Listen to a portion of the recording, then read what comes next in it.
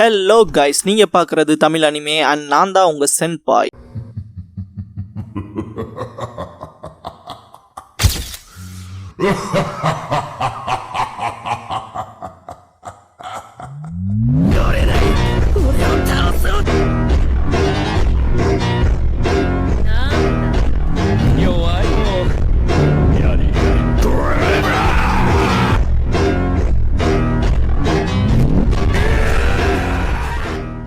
இந்த வீடியோவில் ஜூஜிகா no ரோக்குனின் மாங்காவோட chapter 80 பார்க்க போறோம். எடுத்ததுமே கிராண்ட் ஃபாதர்ங்கிற இந்த சாப்டரோட டைட்டில் போட்டு ஸ்டார்ட் பண்றாங்க. ஒருமா தாத்தாவோட மறைஞ்ச இறந்த காலம். அவர் சின்ன வயசுல மக்களை கொல்றதுல தான் பயங்கர ஸ்பெஷலிஸ்டா இருந்திருக்காரு. அப்படியே சீன 1943 மஞ்சூரியாவில் காட்டுவாங்க. ஒருமாவோட தாத்தா அவரோட பிரைம்ல செஞ்ச வேலைகளை பார்த்துட்டு அவரோட ஹையர் அபிஷியலே வந்துட்டு பாராட்டுவாரு. ஒருமா உண்மையாலுமே நீ சிறந்தவன், இந்த கிட்டயாமா காப்ஸ்லயே நீ தான் பெஸ்ட் ஆனவன் பாரு. ஒருமா சீனியர் ரத்தக்கரையோட ஹையர் ஆஃபீஸருக்கு சல்யூட் பண்ணிட்டு தேங்க்யூ சார்னு பாரு. இந்த இடத்துல ஹையர் ஆஃபீஸர் ரொம்ப ஒத்து பாப்பாரு. ஒருமா சீனியர் என்னன்னு தெரியாம முடிப்பாரு. ஹையர் ஆஃபீஸர் சின்னதா ஒரு சிரிப்போட கிளம்பிட்டு உன்னோட கண்களை பார்த்தே சொல்லுவேன், உன்னோட ஃபைட்டிங் ஸ்பிரிட் இன்னுமே ஜாஸ்தியா இருக்குன்னு. இந்த இடத்துல வச்சு உருமா சீனியர் தன்னோட பிம்பத்தை கண்ணாடியில் பார்த்திருப்பாரு. உருமா சீனியரோட வாய்ஸ் ஓவர்ல அன்னைக்கு ரொம்பவுமே ஆணவமா இருந்துச்சு. ஒருலாம் முடிஞ்சதுக்கு அப்புறமா நான் ஒரு சாதாரண கல்யாணம் பண்ணிக்கிட்டேன். சீக்கிரமே எங்களுக்கு ஒரு பையன் பிறந்தான். ஆனா அந்த பையனுக்கு நான் ஒரு நல்ல அப்பாவா இல்லைன்னு பார்த்தா உருமா சீனியர் எதர்ச்சியா அவரோட பையனும் அவரோட ஒய்ஃபும் பேசிக்கிறத கேட்பாரு. பார்த்தா அவரோட பையன் அவங்க அம்மா கிட்ட, அம்மா நாளைக்கு கிளாஸ் ரூம் மீட்டிங்ல தயவு செஞ்சு நீ மட்டும் வாமா, அப்பதாமா நல்லா இருக்கும்பா. உருமா சீனியரோட ஒய்ஃப் எதுக்காக அப்பா வேணான்னு சொல்றேன்னு கேட்பாங்க.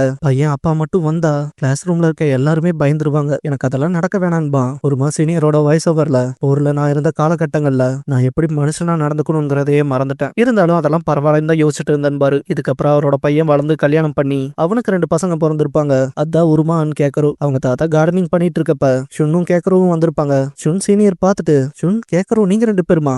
பசங்களா நீங்க வீட்டுக்கு போகணும், நீங்க மட்டும் இங்க என்ன பார்க்க வந்தீங்கன்னு உங்க அப்பனுக்கு தெரிஞ்சா கண்டிப்பா அவங்க 2 பேருக்கு மேல கோவப்படுவான் பாரு. 2 பேரும் திருன்னு முடிச்சிருப்பானுங்க. இந்த இடத்துல உருமா சீனியர் பழத்தை பறிச்சு கொடுத்து, இந்தாங்க நான் இதை தரம் வாங்கிட்டு கம்மனு வீட்டுக்கு போங்க பார்க்கலான்னு பாரு. இந்த இடத்துல உருமா அந்த ஆரஞ்சு வாங்கிட்டு கேக்கருக்கு கொடுப்பான். உருமா சீனியர் திரும்ப அவரோட வேலையை பார்ப்பாரு. இந்த இடத்துல உருமாவும் கேக்கரும் கூப்பிட்டு, தாத்தா இந்த ஆரஞ்சு ரொம்ப நல்லா இருக்கு தாத்தா, நீங்க ஆரஞ்சு பழத்தை விளைய வைக்கிற விவசாயி தானு கேட்பானுங்க. 2 பேரும் கோரஸா ரொம்ப நன்றி தாத்தான்னு இருப்பானுங்க. இந்த இடத்துல உருமா சீனியர் அப்படியே ஒரு மாதிரி ஆயிருப்பாரு. அவரோட வாய்ஸ்ல, நான் என்னோட சொந்த மனைவியாலையும் மகனாலையும் வெறுக்கப்பட்டேன், என்னால இந்த மீறி உலகத்தோட ஃபிட் ஆக முடியல. சொல்ல போனா சில காலங்களாவே என் இதயத்துல ஏதோ ஓட்ட இருந்த போலவே தான் இருந்துச்சு. ஆனா அன்னைக்கு ஷுன்னும் கேக்கரும் வந்து அதை சொன்ன வார்த்தைகள் என்னோட இதயத்துல இருந்த அந்த ஓட்டையை முழுசா அடைச்ச போல இருந்துச்சு. அப்புறம் சில வருஷங்கள்லயே ஒரு டிராஜிக் ஆக்சிடென்ட் ஆச்சுன்னு பாரு. அதான் கியோவால பாதிக்கப்பட்டிருப்பாங்க இல்லையா, அதை காட்டுவாங்க. நம்ம மழை புயல்னு அடிச்சுட்டு இருக்க டைம்ல ஒருமா அவன் தாத்தாவோட கேபின்குள்ள போய் துப்பாக்கி எடுத்துட்டு நின்றுப்பான் இல்லையா. ஒருமாவோட தாத்தா ஷுன், டே என்னடா பண்றேன்னு கேட்டிருப்பாரு. ஒருமா இந்த இடத்துல லைட்டா ஜர்க் ஆயிருப்பான். இதோ இதை வச்சு நான் அந்த பரதேசி நாய்களை கொல்ல போறேன், அதுவும் என் அம்மா அப்பா கேக்கருக்காகன்பான். ஒருமா அவனோட தாத்தாவை பார்த்துட்டு,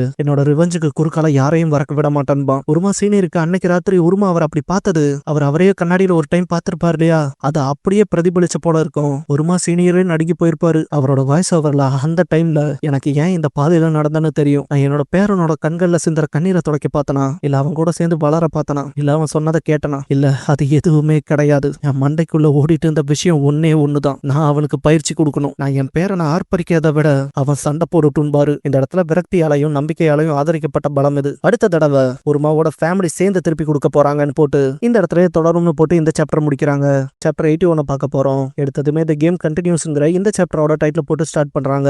மிக அதிக ரத்தப்போக்காலம் மயங்கி அப்படியே விழுந்திருப்பான். ஆக்சுவலா செத்துருக்கலாம். இந்த இடத்துல 4 பக்கம் ஸ்பாட்லைட் அடிக்கும். ஒரு இடத்துல யாரும் இருக்க மாட்டாங்க, ஒரு இடத்துல ஜுன்ன கட்டி போட்டு வச்சிருப்பாங்க, ஒரு இடத்துல கியோவும், இன்னொரு லைட் வெளிச்சத்துல டக்காஷியும் ஏண்டவும் இருப்பாங்க. உருமாவும் அவனோட தாத்தாவும் அவனோட தம்பியை சேஃபா பின்னால உட்கார வச்சுட்டு அவங்க 2 பேரும் ஃபைட் பண்றதுக்கு முன்னால தயாரா நிப்பாங்க. டக்காஷி முன்னால மீகல் விழுந்து கிடக்கிறத பார்த்துட்டு ஷாக் ஆகி, டேய் அந்த பெருசு மீகலை போட்டுட்டானான்னு கேட்பான். இந்த இடத்துல பயங்கரமா அலறி கத்த ஆரம்பிச்சிருவான். டே கலெக்ட் பையில என்னடா செஞ்சு தொலைஞ்சேன்னு கத்துவான். அண்ட் பசிபிக்ல போர் போயிட்டு இருந்த சமயம் அது. அந்த காலகட்டங்கள்ல ஒரு யூனிட் இருந்துச்சு, அது ரொம்ப பலமிக்க படை. சொல்ல போனா அவங்களோட ஸ்ட்ரென்த் பத்தி சொன்னா யாருமே நம்ப மாட்டாங்க. அந்த யூனிட்டை கண்டு எல்லாருமே பயந்தாங்க. அதுவும் 2 விஷயத்துக்காக. ஒன்னு அவங்களோட பலத்தை கண்டு, இன்னொன்னு அவங்களோட விருப்பங்களை கண்டு. அவங்களோட மிஷனை முடிக்கிறதுக்கு எந்த எல்லைக்கும் வேணாலும் போவாங்க. அவங்க தான் த கிட்டயாமா கார்ப்ஸ். இந்த ஆளு அந்த யூனிட்டோட ஒரு சர்வைவர் போலன்பான். இதை கேட்ட டக்காஷி என்ன இளவிடாதுன்பான். அது உண்மையாலுமே ரொம்ப பயங்கரமா இருக்குன்னு கத்துவான். ஒருமா அவங்க தாத்தா கிட்ட, தாத்தா உங்க கால் இப்ப எப்படி இருக்குன்னு கேட்பான். ஒருமா சீனியர் ஒரு பிரச்சனையும் இல்ல, என்னால இதை இழுத்துட்டு வர முடிஞ்சா ஈஸியா நகருவன்பாரு. ஒருமா புரிஞ்சுதுன்ட்டு இந்த டைம்ல நான் கேக்குறவ வெளியே கூட்டிட்டு போயிடுறான்பா. இந்த இடத்துல வச்சு ஜுன் உருமான்னு கூப்பிடுவான். இப்பதான் ஒருமா ஜுன் வேற இருக்கான்லன்ட்டு மனசுக்குள்ள ஜுன்னையும் வேற காப்பாத்தணும்னு யோசிப்பான். லைட்டா ஜுன் மேல கவனம் சாதறி ஒருமா அவனை அந்த பக்கம் பார்க்கும் போது ஒருமாவோட தாத்தா ஷுன்னு கத்துவாரு. என்னாச்சுன்ட்டு ஒருமா திரும்பி பார்த்தா மோமோக்கி அந்த பக்கம் கேக்கரவ தூக்கிட்டு போயிருப்பா. ஒருமா கேக்கறோன்ட்டு கத்துவான். ஓடி போய் மோமோக்கி கிட்ட இருந்து கேக்கரவ புடுங்கலான்னு பார்த்தா ஒரு கால கியோ வந்து நிப்பான். கியோ சிம்பிளா சிரிச்சுட்டு வா அந்த ஆட்டத்தை திரும்ப ஆரம்பிக்கலான்பா. மோமோக்கி அந்த இடத்துலயே அப்படியே நின்று திரும்பி நிப்பா. கேக்கரோ அவளை கட்டியமா பிடிச்சிருப்பான். மோமோக்கி அவகிட்ட இருக்க சின்ன கத்தி எடுத்து கேக்கரோட கழுத்துல வைப்பா. ஒருமா பயங்கரமா திட்டுவான். இந்த இடமா நக்கல் பண்ற மாதிரி ஃபுஃபு குக்கு கூன்லாம் சிரிப்பான். ஒருமா ரொம்ப காண்டாவான். எதுக்காகடா அப்படி சிரிக்கிறேன்னு கத்துவான். மன்னிச்சுக்க, சொல்றக்கே வினோதமா இருந்தாலும் நீ ரொம்ப ஈஸியா இருக்கடான்பா. இங்க பாரு, உன்னை சுத்தி இருக்க எல்லா விஷயத்தையும் தூக்கி எறியணும். நீங்க நடக்கிற ஒவ்வொரு விஷயத்தையுமே தடுக்க நினைக்கிற பாத்தியா, அதுல எந்த பயனும் இல்ல. நீ இங்க உன்னோட இலக்குகளை அடைய விரும்புனா நீ கட்டாயமா இன்னும் கொடூரமானவனாகணும். ஏன்னா நீ ஒரு கொலகாரன்டா இல்லையான்னு கேட்பான். ஜுன்னு இதை கேட்டு பயப்படுவான். உருமாமே லைட்டா விடவெடுத்து போன போலதான் இருப்பான். என்னடா உன் மூஞ்சிக்கு என்னாச்சு? சொல்ல போனா இதை அதிகப்படியா நீ தான் ரசிக்கணும். நம்ம வாழ்ற வாழ்க்கையில கலரை கண்டுபிடிக்கிறோம்னா அது என்ஜாய்மெண்ட் மூலமா தான். ஸ்போர்ட்ஸ், ஒர்க், விளையாடுறது, மர்டர் பண்றது, ரேப் பண்றது, இது எல்லாத்தையும் கடந்து இங்க சந்தோஷப்படுறதுக்கு ஒரே ஒரு வழி மட்டும்தான் இருக்கு, அது ஜெயிக்கிறது. அதனாலதான் சொல்றேன், அடுத்த தடவை நான் உனக்கு சந்தோஷம் கிடைக்கிற போல விஷயங்களை ஈஸியாக்குறேன். நீ மட்டும் இதுல ஜெயிச்சிட்டின்னு வச்சுக்க, அடுத்த கேமா நான் கேட்கறவையும் ஜுன்னையும் போக விட்டுறான்பா. ஜுன் லைட்டா பயப்படுவான். கேட்கறோம் ஒன்னும் புரியாம முழிப்பான். நம்ம இப்ப என்ன பண்ணனு யோசிக்கும் போது ஏண்டா உன்னோட கையை தூக்கிட்டு கியோசான் தயவு செஞ்சு இதுல என்ன அலோவ் பண்ணுன்ட்டு எடுத்ததையும் உருமாவோட தாத்தாவை கூப்பிடுவான். பெருசு வா நம்ம ஒரு கை பாத்தரலான்பா. சிரிச்சுட்டு ஐடியா நல்லா இருக்குப்பா, சொல்ல போனா ஃபன்னாவும் இருக்கும் போலயேன்பா. ஒரு மார்க்கு தான் அள்ளு கிளம்பும். ஆனா இதை நம்ம எப்படி பண்றது? இந்த இடத்துல தாத்தா கிட்ட வெறும் ஒரு கால் தான் இருக்கு. வேணும்னா நம்ம ஒண்ணு பண்ணலாம்னு சொல்லும் போதே ஏண்டா அவன் கையில இருக்க ரொம்ப ஆன் பண்ணிருப்பான்.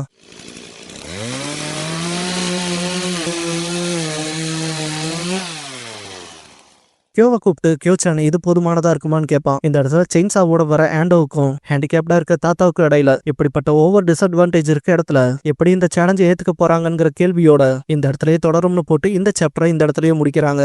வியூவர்ஸான உங்ககிட்ட ஒரு கேள்வி, இந்த இடத்துல உருமாவோட தாத்தாவுக்கும் ஆண்டோவுக்கும் ஃபைட் வச்சா இந்த ஃபைட்ல யார் ஜெயிப்பாங்கன்னு சொல்லுங்க பாக்கலாம். ஆண்டோவுக்கு சப்போர்ட் பண்றவங்க பிளாக் ஹார்ட்டை போடுங்க, உருமாவோட தாத்தாவுக்கு சப்போர்ட் பண்றவங்க டெவில் எமோஜியை போட்டு விடுங்க. பாப்போம் யாருக்கு அதிக கமெண்ட்ஸ் வருதுன்னு. ஜூஜிகா நோ ரோக்குனின் மாங்காவோட சாப்டர் 82 பார்க்க போறோம். எடுத்ததுமே ஆண்டோஸ் பிலீஃப்ங்கிற இந்த சாப்டரோட டைட்டில் போட்டு ஸ்டார்ட் பண்றாங்க. அண்ட் கியோவை கூப்பிட்டு கியோசான் இது போதுமானதா இருக்குமான்ட்டு ரொம்ப தான் பண்ணுவான்.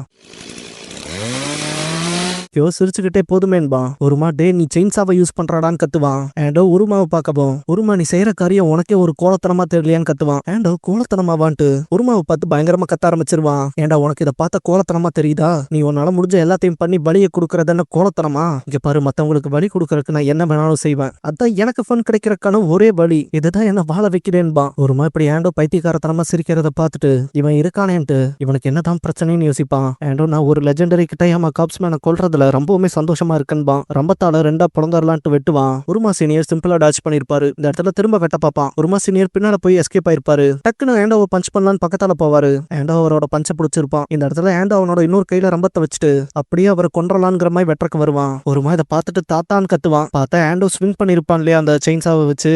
உருமாவோட தாத்தா அப்படியே மேல ஜம்ப் பண்ணிருப்பாரு. ஆண்டோ அதை ரியலைஸ் பண்றக்குள்ளேயே உருமாவோட தாத்தா வெயின் எக்ஸ்ட்ராக்ஷன் பண்ணலான்னு பாப்பாரு. பார்த்தா ஆண்டோ சிம்பிளா லைட்டா வலியோட நிப்பான். உருமா விரல் இன்னும் நல்லா உள்ள போகலையோன்னு யோசிப்பான். ஆண்டோ ஒரு பைத்தியக்காரமாய் லுக்குட்டு என்னாச்சு பெருசு, என்ன பிரச்சனை, உன்னால போதுமான அளவுக்கு என்ன நெருங்க முடியலையான்னு கேட்பான். பார்க்க போனா ஆண்டோவுமே 3 வருஷத்துக்கு முன்னால பேட்டில் ஃபீல்ட்ல ஒர்க் பண்ணிருப்பான். 3 வருஷத்துக்கு முன்னால ஆண்டோ பேட்டில் ஃபீல்ட்ல இருக்கப்ப மக்களை கொல்றது மட்டுமே தான் அவனை எக்ஸைட் பண்ணதுன்னு நினைச்சிட்டு இருந்திருக்கான். ஆனா அந்த விஷயங்கள் அவனை எக்ஸைட் பண்ணுங்கிற பாஸ்ட காட்டுவாங்க. அதுக்கப்புறமா தான் ஆண்டோ ரெவல்யூஷன்ல சேர்ந்து கியோவை மீட் பண்ணிருப்பான். கியோ இங்க பாரு, உன்னால எக்ஸைட்மெண்ட் பார்க்க முடியலங்கிறதான பிரச்சனையா இருக்கு, அதை ஏன் ரொம்ப பெரிய இடத்துல உணர பாக்குற, நீ பேசாம நீ செய்யற விஷயங்கள்ல ஸ்பெசிபிக்கா இருப்பான். ஆண்டோ குறிப்பிட்டதுல மட்டும் தான் அங்கவும். கியோ அதேதான், இங்க பாரு நான் ஒரு வேலை வச்சிருக்கேன், அதை நீ எனக்காக செய்யணும்பா. பார்த்தா இந்த இடத்துல ஒரு மனுஷனுக்கு கரண்ட் ஷாக் கொடுப்பாங்க.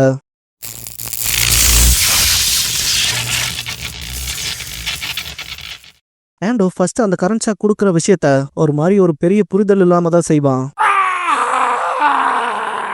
பட் ஆப்போசிட் பர்சன் வேதனைப்படுறத பார்த்துட்டு இந்த இடத்துல ஒரு பைத்தியக்காரத்தனமான ஸ்மைல் கொடுத்துருப்பான். மனசுக்குள்ள இதுதான் அந்த எக்ஸைட்மெண்ட்னு ஃபீல் பண்ணிருப்பான். இந்த இடத்துல வாய்ஸ் ஓவர்ல ஆண்டோக்கு அவனுக்கு தேவையானது அந்த டைம்ல தான் கிடைச்சது. சமமா இருக்கவங்களை கொல்றது மூலமா அவனுக்கு சந்தோஷம் கிடைக்கல, அவனுக்கு யாரெல்லாம் பலவீனமா இருக்காங்களோ அவங்கள காயப்படுத்தி பாக்குறது மட்டும்தான் ரொம்பவுமே பிடிச்சிருக்குன்னு சொல்லி அந்த வாய்ஸ் ஓவர் அதோட கட் ஆகும். ஆண்டோ நான் ஸ்ட்ராங்கா இருக்கவங்களையே வெறுக்கிறேன்பா பிரசன்ட்ல. டக்குன்னு பார்த்தா திரும்பி ஆப்போசிட் டைரக்ஷன்ல போவான். ஒரு மாவோட தாத்தாவுக்கு ஒன்னும் புரியாது. ஆண்டோ நேரா மோமோக்கி கிட்ட போயிருப்பான். மோமோக்கி கேக்குறவ வச்சுட்டு ஒன்னும் புரியாம முழிப்பா. ஆண்டோ நான் பலவீனமானவங்கள தான் கொல்லுவேன்பா. ஒருமா நில்றா டேய், இது 1-on-1 மேட்சா இருக்கணும்டான்பா.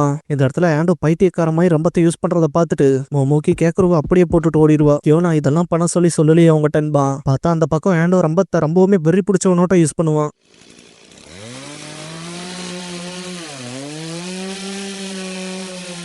இந்த இடத்துல அந்த ரொம்ப வர வேகத்தை காட்டுவாங்க. கேக்கரு இங்க என்ன நடக்குதுன்னே ஒன்னும் புரியாம முழிப்பான். இந்த இடத்துல ஆண்டோ கேக்கருவ தாக்குறான். அவன் ஒரு துளி கருணை இல்லாம பலவீனமானவங்களை தாக்குறதுக்கு போறான்னு போட்டு இந்த இடத்துல தொடரும்னு போட்டு இந்த சாப்டரை இந்த இடத்துலயே முடிக்கிறாங்க. ஆண்டோ இப்படிப்பட்ட விஷயத்த பண்ணுவான்னு யாராவது எதிர்பார்த்தீங்களா? சப்போஸ் ஆண்டோ இந்த மாதிரி தான் சீப் ட்ரிக் பண்ணுவான்னு ஆல்ரெடி கெஸ் பண்ணி யாராவது வச்சிருந்தா அது என்ன இதுங்கிறத கமெண்ட் பாக்ஸ்ல சொல்லிட்டு போங்க. அப்புறம் எனக்கு ஆண்டோவை சுத்தமாவே பிடிக்காது. அப்புறம் என்ன போலவே யாருக்கெல்லாம் ஆண்டோவை சுத்தமா பிடிக்கலங்கிறத கமெண்ட்ல சொல்லுங்க. நம்ம சேனலுக்கான வாட்ஸ்அப் சேனல், இன்ஸ்டாகிராம் பேஜ், அப்புறம் டெலிகிராம் சேனல்லாம் இருக்கு. ஃபாலோ பண்ணாதவங்க ஃபாலோ பண்ணிக்கோங்க. டிஸ்கிரிப்ஷன்ல லிங்க்ஸ் இருக்கு. அப்புறம் நம்ம சேனலுக்கு ஏதாவது ஃபினான்ஷியலா சப்போர்ட் பண்ணணும்னு நினைச்சா இந்த QR இல்லைன்னா UPI ID மூலமா சப்போர்ட் பண்ணலாம்.